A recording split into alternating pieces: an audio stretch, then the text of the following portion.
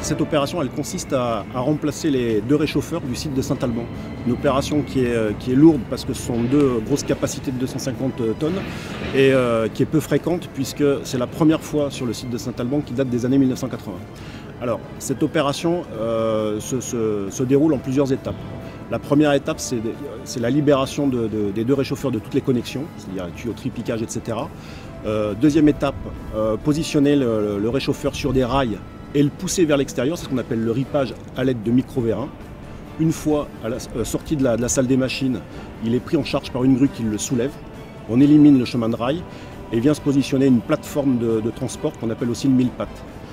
À partir du moment où la plateforme est sous le réchauffeur, et on le repose dessus, le cheminement a lieu jusqu'à la zone de réception.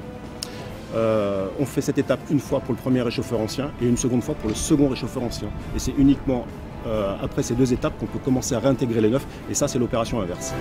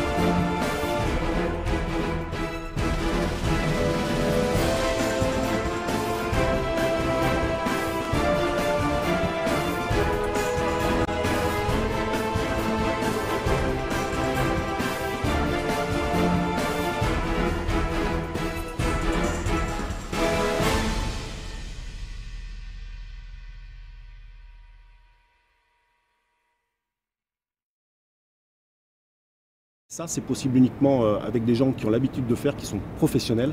Et c'est le cas de l'entreprise Cochet qui a assuré la totalité du levage avec un sous-traitant pour la partie cheminement des réchauffeurs. Bon, et toute la partie préparation, évidemment, du chantier, c'était Ponticelli.